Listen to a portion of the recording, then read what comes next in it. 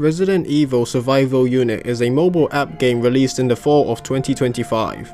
I've been playing this game for roughly 30 days now, and I would like to share some thoughts on how I feel about this game.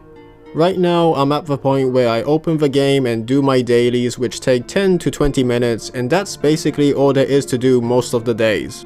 The game is like a city builder where you level up your buildings to increase your combat power.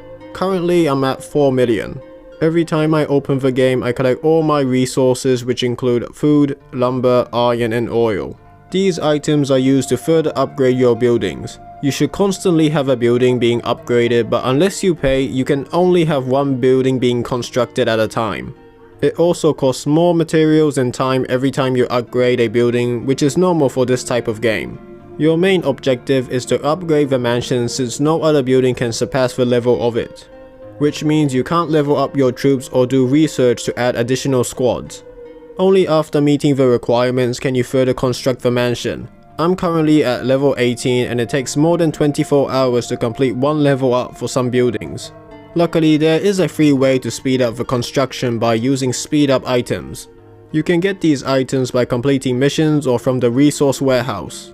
I have an abundance of these items since I usually log out after I do my dailies. Other than construction, there are also combat missions. There are 3 main ways to fight enemies, which include exploration missions, raider missions, and tactical arena. In exploration missions, you go through levels fighting zombies or the occasional BOW. Your characters attack automatically with basic attacks, but you can decide when to use their skills. Your team consists of 3 members, 1 attacker, 1 defender, and 1 ranger. My current strongest team based on individual combat power is Claire as an attacker, Marvin as a defender, and Brad as a ranger. The combat in this mode is very mediocre since all you can do is use a skill. But even that feels clunky because your characters won't use the skill right away when they're in a specific animation, leading you to miss the target. Raider missions on the other hand are completely automatic. In fact, you don't even get to see a fight. In the field, there are enemies you can choose to fight, and before you even decide to engage in combat, you already know if you're going to win or not. If it's green, you win. If it's red, you lose. Lastly, tactical arena. Like raider missions, this mode is completely auto, but you get to fight real players. The key to winning is to choose an opponent that has a lower number than you, unless they have more legendary characters than you.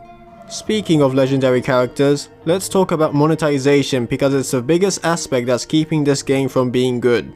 Since this is a gacha game, the rarer character is, the stronger it is. So it's best to have as many as you can. I currently have 2 legendary characters, Claire and Ada. You can obtain Claire as a login bonus and from the gacha. Ada on the other hand can only be obtained via a special event. In fact, every legendary character aside from Claire cannot be obtained even from the gacha.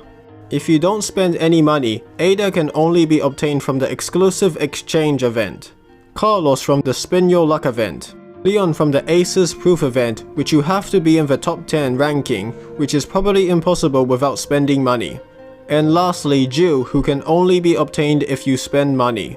Additionally, you will want multiple copies of the same character to be useful.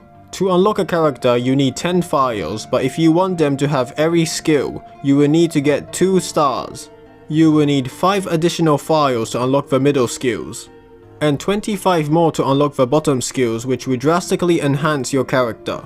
The event for Ada has occurred twice, and each time I get 10 files if I spend 15,000 gems, which is surprisingly not hard to get. But I'm going to have to wait for this event 2 more times to get a character with all their kits. This just feels weird for a game to have a gacha system but no characters to pull, and it's a shame because the game is actually generous for giving you 1 special flare gun every time you finish all your daily missions. There's also so many supply packs for you to spend money on, and having 5 battle passes seems overkill. No game needs more than 1. There is actually fun stuff you can do in this game though.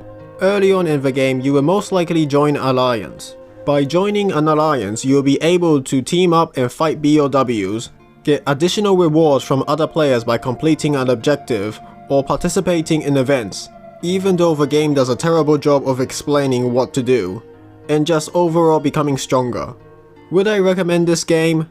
Not really, only if you like Resident Evil or sim games.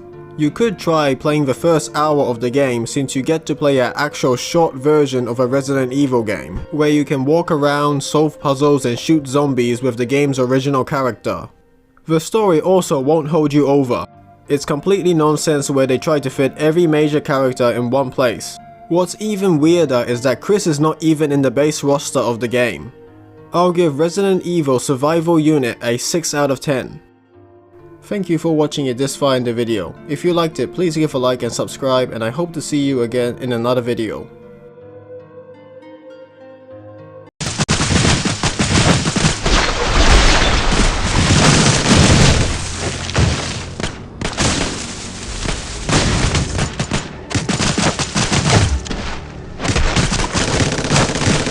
Got zombies everywhere.